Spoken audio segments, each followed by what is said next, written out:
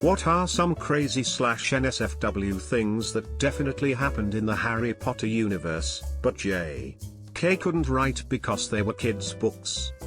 Tonks, 100% the result of a teen pregnancy, and the cause of a subsequent shotgun wedding.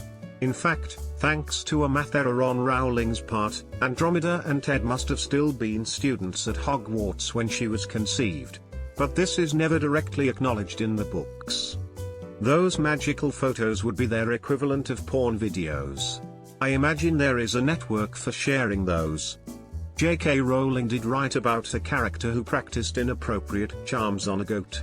At a Q&A session, an 8-year-old child asked her what this meant and she told them, "I think that he was trying to make a goat that was easy to keep clean, and that it was going to be her only answer to the child."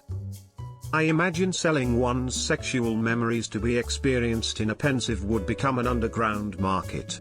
Magical sex toys are out there and thriving, and you know it. Voodoo dildo is a safety warning that escaped into the Muggle world. Peter Pettigrew must have seen Ron masturbate when he was a rat. The countless reams of teenage boys and girls sent to the medical wing each year from the misguided use of Engorgio. When I first read Half-Blood Prince, I had no idea snogging meant making out. I thought it meant fucking, and I was wondering why Hogwarts had turned into a sex cauldron all of a sudden. You know, all those horny teenagers had some crazy magical masturbation techniques. Polyjuice brothels? Bring a hair from anyone you want, and a prostitute uses polyjuice potion to transform into them. That moaning Myrtle has sexually assaulted people. Oh wait. She already did something similar to Harry. But seriously. She is one creeper. There was definitely a spell that got you drunk. Mad parties that had no alcohol involved. Gilroy Lockhart had hundreds of adoring female fans, was an expert at memory charms and chose to work in a school. Kids using the room of requirement for sex. Anime guy having sex in their animal forms. Raping someone and using memory charms to remove the memory. Didn't several of the female students develop crushes on the centaur teacher? That's a lot of high school girls who seem okay with a horse stick. Some owls probably shat on the food while delivering mail in the big banquet hall. In a deleted scene for Goblet of Fire, Harry wanders off after the Yule Ball and it briefly shows students inside a carriage doing some Smuggles things. Said it. Link for the lazy https://www. YouTube.com/watch. V equals NGJLJP9J, sir. Paintings visiting each other. Paintings for Nuki. I wonder how much it takes to make a picture that moves. Because if it's not much, then Fred and George were for sure selling amateur playboys that they drew themselves or got an artist friend to draw. A wand can light up, can it also vibrate? Did we ever get to read those scenes when Harry and Ginny were alone? Quidditch team hazing. Tonks would be the highest paid prostitute to ever have lived. Snape stares shamefully at the lock of hair in his hand, then back at the mirror. Just this one time he mutters to himself as he flicks the last remnants of Lily Potter into the polyjuice potion. Credit, https://twitter.com/officialpopeyes/status/76964291085785972. I made a post in our/shower thoughts a while back about how Fred and George totally would have made an awkward bonus spell to use at school. Didn't the main villain's mom used data rape magic on his dad? Well, I imagine there would be plenty of rape/love potion of muggles with oblivation. Some Mugglerborn would definitely be the result of such unions. I think a continuation hate fanfic actually explored this in depth. I'm sure there were plenty of Mugglerborn who attempted to become Dark Lords/take over the Muggle world through manipulation. In the right circumstances, they could set themselves up as gods to be worshipped and appeased. Salazar Slytherin could have feared Mugglerborns for that, as well as the fear that they would lead suspicious Muggles to Hogwarts. It would have been much more morally nuanced if the Chamber of Secrets was a last resort defense of the school rather than what it was in the books. No one can tell me vibratio isn't a spell. As a prank, Hogwarts students could likely have bewitched condoms into portkeys. To the Great Hall. The pure-blooded families / Death Eaters probably owned sex slaves or dealt with trafficking wizard kids and magical creatures. Edit also cults.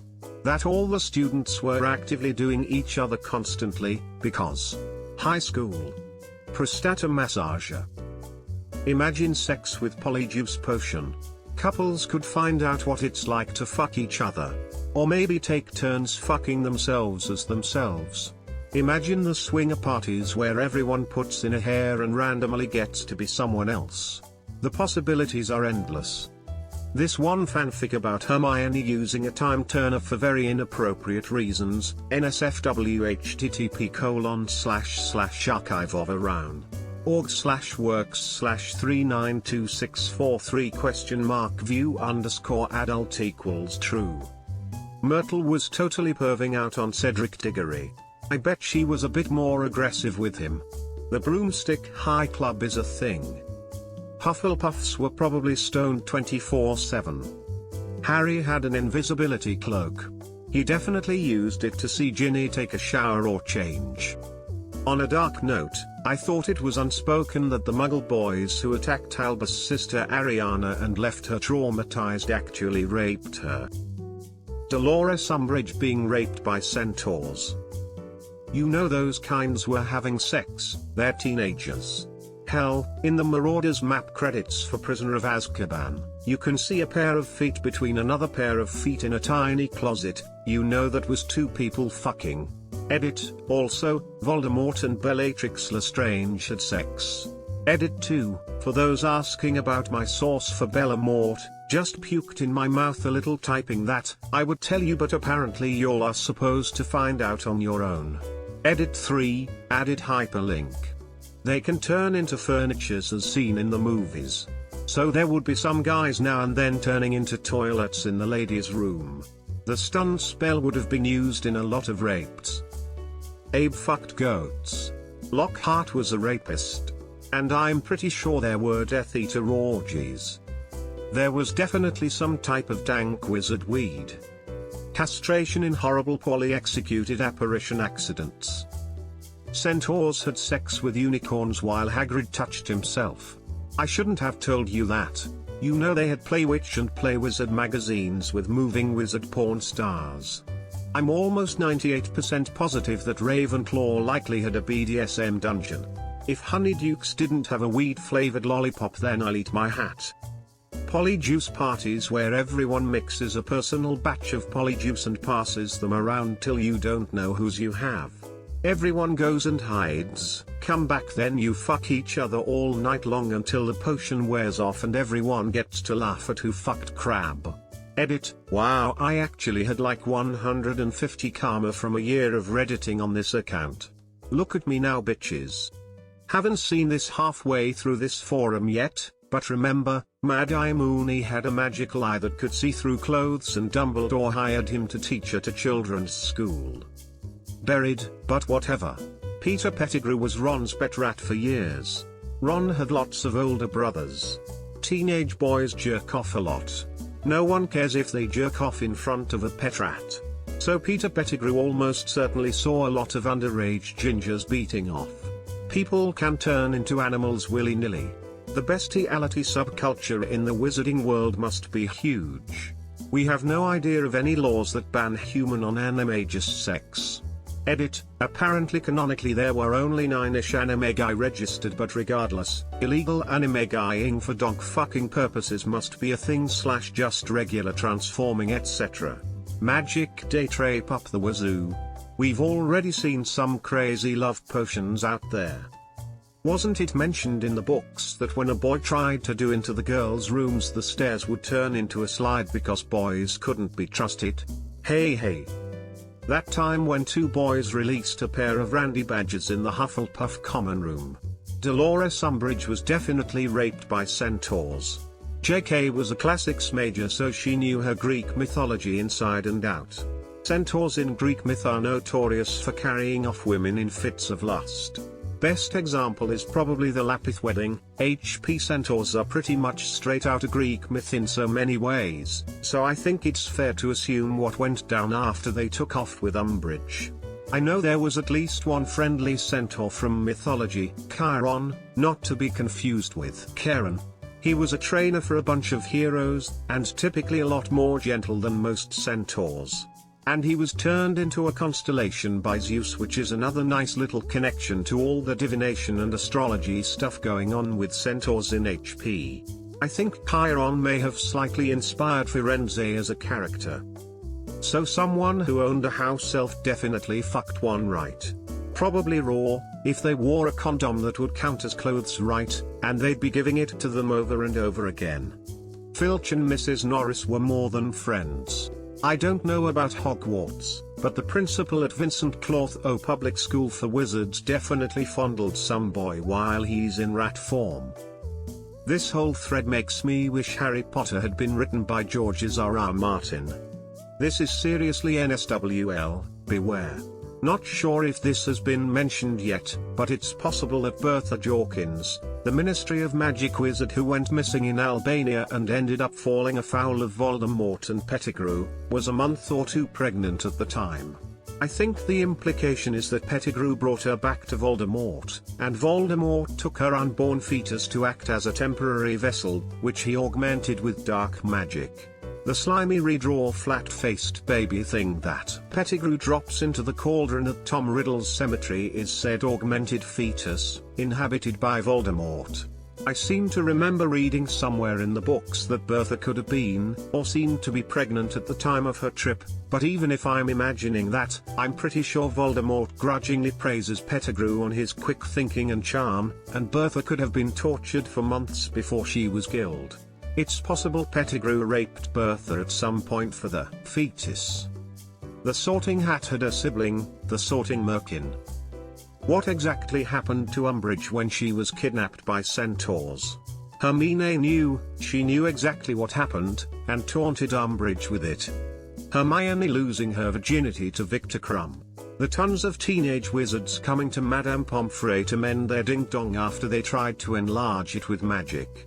Needless to say, the massive amount of teenage sex. Hagrid's dad. The bestiality going on in the shapeshifter community. The sheer amount of pregnancies that occurred during the Goblet of Fire. How many teenage witches that know exactly how to get a magical abortion. How many spells there are specifically for enhancing sex. How many porno moving picture mags are stashed below every boy's bed.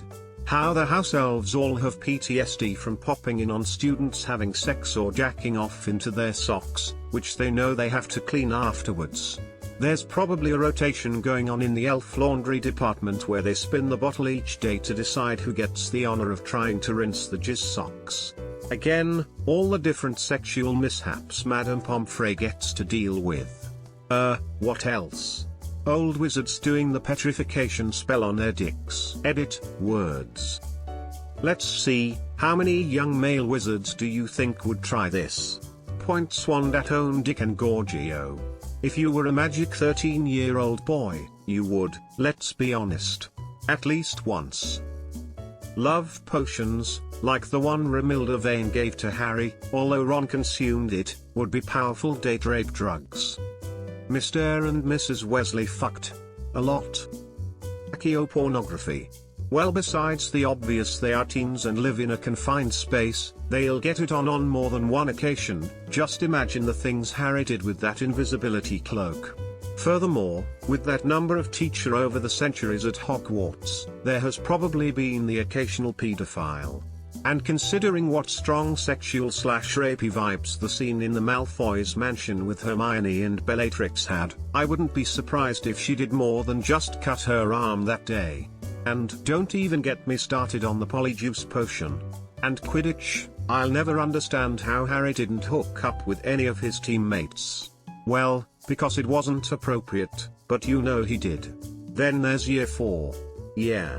The students are at the peak of puberty and a bunch of same-aged, mysterious, new and exciting, and great-looking, which I'm just going to apply to most of Durmstrang too. At least in the movies they seemed really well built and described similarly in the books. People at your school that are only around for a limited amount of time. You bet your ass off that every last girl and guy from the other schools got laid a couple of times during their stay. And then there's Obliviate. Do whatever you want to almost anyone and they won't know about it. Well, at least they can't remember it clearly. I can assure you that whoever you decide to rape, let's assume the worst, will feel different and wrong and filthy. But they won't have a clear memory, so you're scot-free. Dumbledore and Grindelwald were lovers. They had a falling out, and the reason they fought each other was not because Dumbledore changed, it was a lover's quarrel. On the Muggle side, the Dursleys totally abused Harry. Not sex abuse, but emotional and physical stuff. If I saw a kid come into my job who lived under a staircase, had broken glasses, and was constantly dirty, I'd call social services. A wand was extracted from someone's ass at least once. For your viewing pleasure, edit the sequel. OMG, when I think of Bertie Bart's every flavor beans. I mean, think about every fucking flavor. Lol, can you imagine that awkward moment when magical folk try oral sex for the first time and tell their partner, this flavor is awfully familiar? Also, there's been talk about memory charms being the wizarding equivalent of roofies. But did everyone seem to forget about the Imperious Curse and how you could make someone do whatever you want? Hi BuzzFeed. This one time, at Hogwarts, I stuck a wand in my pussy. Spells that grow female wizards' temporary penises. Guaranteed. Love potion date rape. It's pretty explicit even in the books, so you can only imagine what asshats with magic get up to. Dunno if anybody said this, but I recently finished rereading the series and got the strong impression that beyond being a cannibal, Fenrir Greyback is also a rapist/pedophile. He's obsessed with kids and was very insistent on being rewarded with Hermione in Book 7, seemed pretty sexual to me. Also, I'm sure there are lots of uses for engorgement charms that the books don't dive into. The lack of subsidized wolfsbane potion for werewolves. Like, come on, that's just a straight up hate crime. You have a problem and your government is making it worse by not providing treatment. Peter Pettigrew totally raped that ministry which he and Voldemort abducted from the beginning of the 4th book. In the scene JKR writes it as him making a crude remark under his breath or something, but the illusion is clearly there for the grown-ups reading the story. Merrippy Gaunt raped Tom Riddle, drugging him for a long time using love potions. And love potions are readily available to anyone, at least Weasley Wizard Wheezes sold them. So an actual part that she couldn't write but implied Umbridge is raped by the centaurs when they take her into the forest in Book 5.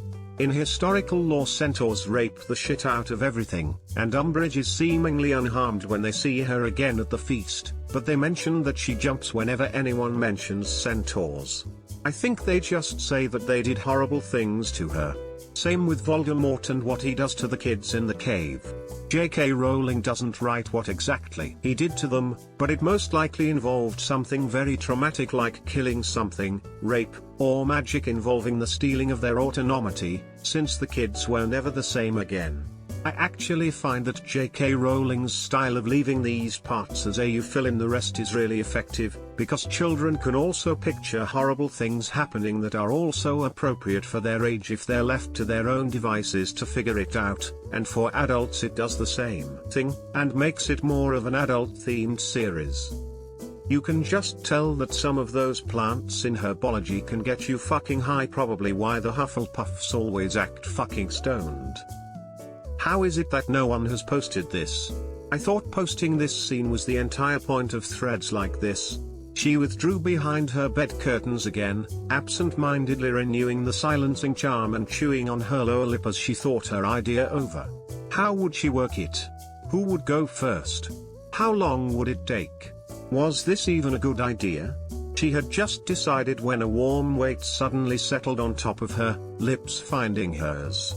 Oh, yes, this is a perfect idea. Her eyes slid closed as she hungrily returned the kiss, hands rubbing down her visitor's back, eliciting quiet whimpers. When hands stroked over her breasts, Hermione moaned in delight. She moaned again when a tongue entered her mouth, sliding over her own, bringing with it a salty taste that was at once alien and familiar, and enticing. Hermione broke the kiss and rolled both of them over, pinning her visitor to the bed, and kissed down her jaw to her ear. "How is it?" she asked in a whisper. The part you're speak, but still hadn't come. More. She managed to choke out. Hermione couldn't think of a way to give her more. Unless. Hermione removed the wand, ignoring the resulting groan, and silently charmed the quill. It floated up her counterpart's body and brushed across her nipple. The first orgasm came at that moment. The visitor pulled Hermione's head against her, wrapped her legs tightly around Hermione's back, and let out a scream that must have tested the limits of the silencing charm. The second came when another quill floated from the trunk behind them and did the same to the other breast. She'd timed it just right, she was just coming down from the first. The third came when the wand re-entered her, and the fourth came when it started moving. The fifth came when the vibration started again, and the sixth and seventh were brought on when it hit just the right spot. Hermione let her counterpart down gently. When she had dropped the spells, except the silencing charm, cleaned her wand, and put her counterpart's time turner back in its compartment, she slid back up her visitor's body and nestled against her side, cuddling. "Thank you," the visitor whispered. Hermione gave her a long, slow kiss before pulling the blanket around them. "I figured I'd get the favor returned." Her counterpart chuckled. "You will. Drop the silencing charm and leave on the second chime. One turn." Her eyes closed, and she drifted off. After dropping the charm, Hermione rested her head on the other her's shoulder, thinking about this situation, about the magic involved, about the metaphysics, was it sex or masturbation? About how frustrated she was after an hour of this. The first chime of the school's clock took her by surprise, but by the second chime she was kneeling over her counterpart, reaching for the time turner, twisting it, and kissing anew herself. "About to go through is maddening," her own voice replied, "but judging from the reaction I saw, it'll be well." Hermione had drawn her visitor's, her own, really, earlobe into her mouth, tickling its underside with her tongue. She began kissing down her counterpart's neck, nibbling by her collarbone and enjoying the slight gasp she got in response. "I'm not really sure, don't worry, you'll do fine. Just do whatever comes to you." So Hermione continued her line of kisses, tracing her visitor's collarbone and then between her breasts. When she started tracing the bottom of her counterpart's breast with her tongue, the woman under her whimpered in frustration. "Please.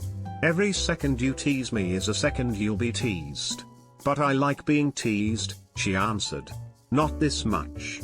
She took pity on herself, drawing out a moan by kissing a stiff nipple, but only briefly. Instead, she sat up and reached to the pillow beside her visitor's head, picking up the quill. Hermione grinned wickedly and her counterpart's eyes widened. "You know what I'll do if you don't stay still and quiet through this." The woman nodded curtly and rested her head against her pillow, trying to relax, trying not to react. Hermione dragged the end of the feather down her visitor's cheek and across her lips, then down her jaw, finally retracing the path her mouth had laid down earlier, down her neck, along her collarbone, between her breasts and below one. Sweat was starting to appear on her counterpart's body as she fought to follow the instruction. Hermione heard a gagged whimper as she dragged the feather in circles on her visitor's breast, but decided to ignore it. If she couldn't stay quiet now, then when the feather reached her nipple. The woman shuddered under her, moaning loudly enough to wake the entire tower, were it not for the silencing charm. Hermione gave her counterpart a sweet smile, then turned around. Pinning a leg down with one arm, she tickled the visitor's foot with the feather. The shudders were certainly much stronger, and the laughs nearly as loud. Hermione unexpectedly found herself moaning as her counterpart bucked against her, writhing against her nub. Somehow she kept counting out the seconds, 60 of them passed all too quickly, and she dropped the quill, waiting while the woman's panting slowed. The sweat on the visitor's body was now visibly beaded. A few drops slid into her belly button as her breath calmed. "You're going to wish you didn't do that," she said. Hermione smiled as she leaned down and licked those drops back up, tasting a hint of chocolate, a remnant of the soap from her bath earlier. Her counterpart let out a shuddering breath. "Not even with what comes next? And maybe then." Hermione bent to the visitor's breasts and took the time to delicately lick every single drop of sweat. By the time she was finished, her counterpart's chest was heaving again. Hermione glanced up at her own face, eyes lidded and slightly glazed. "Now, or I'll hex you into next Tuesday." Hermione knew herself well enough to know that she was both serious about the threat and perfectly capable of making good on it. She slid down her counterpart's body, pressing kisses into the soft, warm flesh. "I never realized my skin was so smooth," and finally reached her folds. Her visitor's excitement was visible, even her thighs shiny with moisture. Hermione brought her head down to taste it, but a growl above her and hands in her hair guided her elsewhere. "Well, if you insist." Her tongue found the spot. "Oh, yes." Whimpers and moans eked her on as Hermione used different patterns, different pressure, different rhythms. When she charmed her wand and slid it into her counterpart, the moaning woman started rocking back against her. She followed every choked request for bigger or harder or faster or more vibration, until her visitor was moving spastically, unable to